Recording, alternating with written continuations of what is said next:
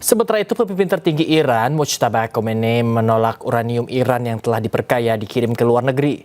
Khomeini yakin bahwa penyerahan uranium akan membuat Iran lebih rentan terhadap serangan Amerika Serikat Israel di masa depan.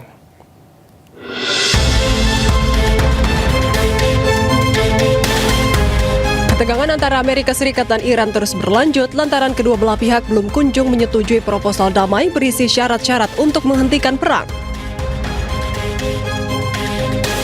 Pemimpin tertinggi Iran Mojtaba Khomeini dilaporkan telah menginstruksikan agar uranium Iran yang telah diperkaya tak boleh dikirim ke luar negeri.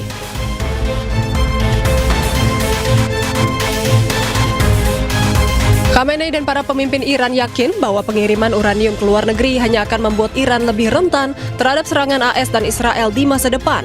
Hal tersebut dikatakan saat negosiasi antara AS dan Iran tengah diperjuangkan para mediator.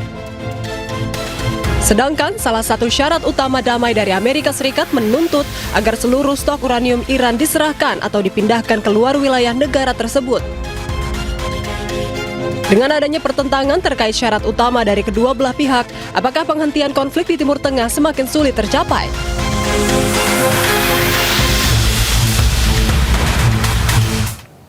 Panjang hari Minggu, Rusia melancarkan serangan besar-besaran secara simultan ke Ukraina. Ratusan drone dan rudal ditembakkan Rusia ke Ukraina sebagai serangan balasan.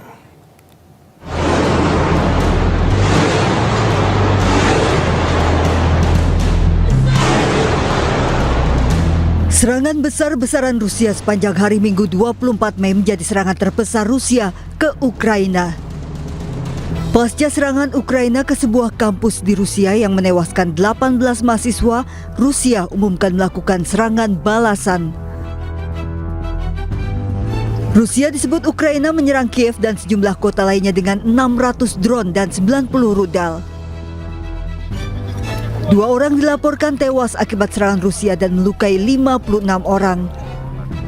Важкий був удар ракет різних типів 90, із них багато балістики 36, 600 дронів. На жаль, не всю балістику вдалося збити. Найбільше влучань у Києві, і саме Київ був основною мішенью цієї російської атаки. Путін вже і слово «ура» не може нормально вимовити, шамкає, а все ще своїми ракетами перемагає житлові будинки. 3 rudal Rusia menghantam fasilitas penyediaan air, membakar pasar, pusat bisnis, merusak puluhan rumah dan bangunan tempat tinggal, serta sejumlah sekolah.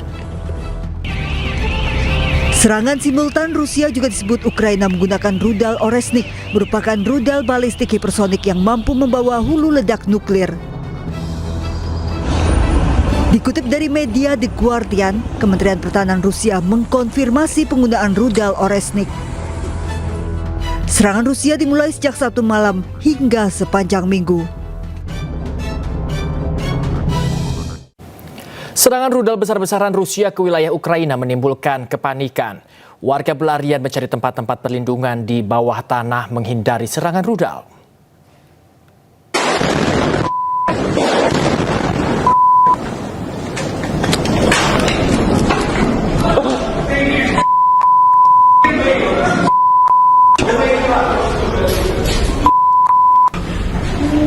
Hantaman rudal Rusia membuat kepanikan sejumlah warga di ibu kota Ukraina, Kiev. Sejumlah warga berlarian menuju tempat perlindungan di bawah tanah.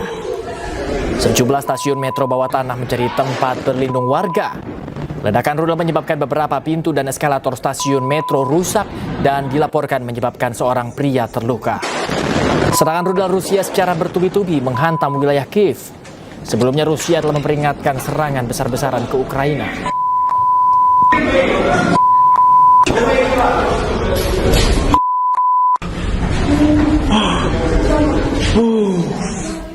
Sejumlah bangunan di kota Kiev, Ukraina terbakar usai dihantam rudal Rusia.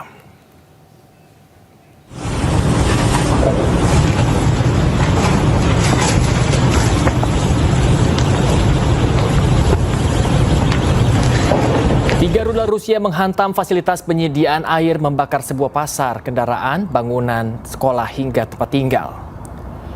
Wali kota mengatakan 2 orang tewas dan 56 lainnya terluka di Kiev akibat serangan tersebut.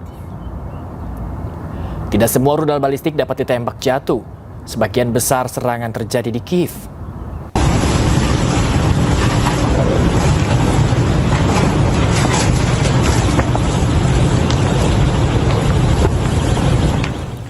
Seorang pria nyaris terkena hantaman proyektil saat rudal Rusia membombardir kota Kiev, Ukraina. Поспал я нахуй. А что сломало? Бля, вырвало нахуй. Сука, это ж еще может...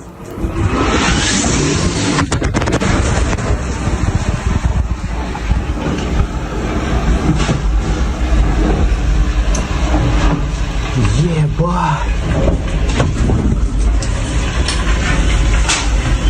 Seorang pria di Kiev, Ukraina merekam momen menegangkan ketika sebuah rudal milik Rusia menghantam area yang sangat dekat dengannya. Dalam video tersebut memperlihatkan suara ledakan keras dan kepanikan setelah proyektil jatuh di sekitar lokasi. Kiev kembali menjadi sasaran serangan udara Rusia dalam gelombang serangan terbaru terhadap Ukraina. Поспал я нахуй. А что сломало? Бля, вырвало нахуй. Сука, это ж еще может...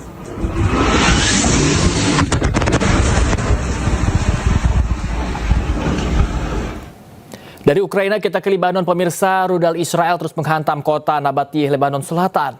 Aksi ini dilakukan di tengah gencatan senjata yang sudah disepakati.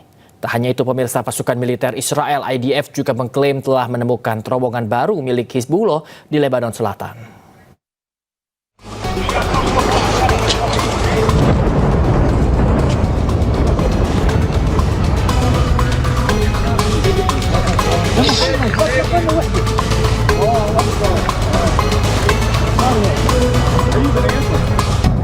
Sejumlah wilayah di Nabatiyeh, Lebanon Selatan terus digempur Israel. Penyerangan ini terjadi di tengah gencatan senjata yang telah disepakati. Sementara itu, pasukan militer Israel IDF juga mengklaim telah menemukan terowongan baru milik Hizbullah di Lebanon Selatan. Pasukan militer Israel membagikan video terowongan yang diklaim milik Hizbullah di media sosial. Israel menyebut terowongan ini ditemukan di Gunung Dov, Lebanon Selatan. Terowongan sepanjang 100 meter ini dilengkapi dengan 4 ruang persembunyian. Dalam video yang dibagikan terlihat terowongan berisi fasilitas dasar seperti rak penyimpanan, pemanas air, dan perlengkapan lainnya. Israel menegaskan akan terus mencari dan menghancurkan infrastruktur militer Hizbullah. Zionis Israel terus membombardir kota dan desa di Nabatiyeh, Lebanon Selatan. Sebelumnya Israel sempat mengeluarkan peringatan evakuasi kepada penduduk setempat.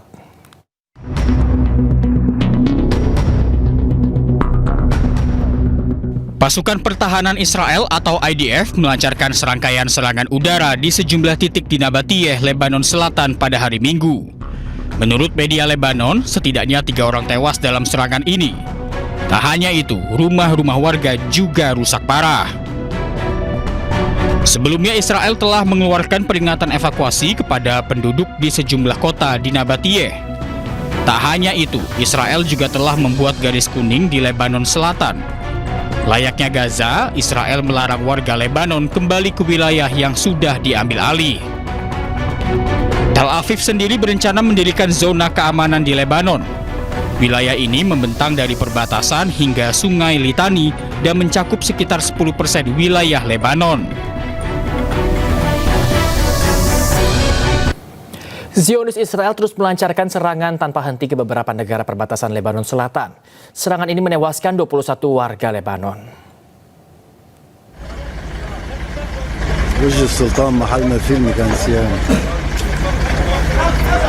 Sejumlah ledakan besar terjadi bersamaan di beberapa desa di Lebanon Selatan. Serangan ini dilakukan Israel dan menargetkan kawasan permukiman sipil.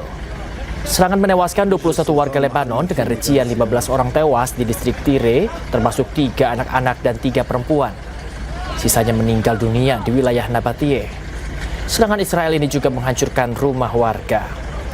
Namun Israel membantahnya dan mengklaim menargetkan infrastruktur dan terowongan Hizbullah. Total korban tewas akibat serangan Israel ke Lebanon sejak 2026 mencapai 3.000 orang.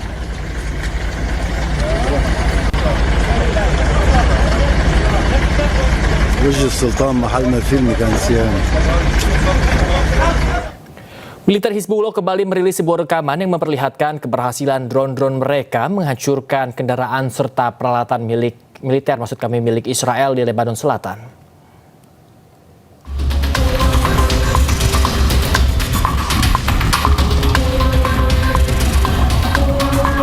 Hizbullah kembali merilis rekaman kawanan drone mereka yang berhasil menghancurkan kendaraan dan peralatan militer Israel. Dalam rekaman ini, drone FPV Hizbullah menghantam tank, jeep, perlengkapan militer hingga truk pengangkut logistik Israel di Raqqa, Lebanon Selatan. Penggunaan drone FPV Hizbullah terhadap kendaraan lapis baja Israel terus meningkat dalam konflik di perbatasan Lebanon ini. Kemampuan drone Hizbullah ini cukup membuat militer Zionis Israel kewalahan. Pengembangan kemampuan drone ini terus dilakukan oleh kelompok Hizbullah sejak awal tahun 2000 silam.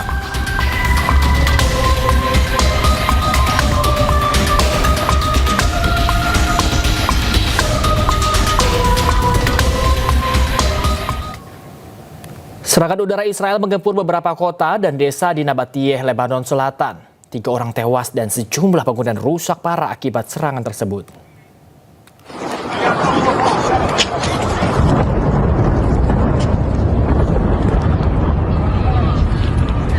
يا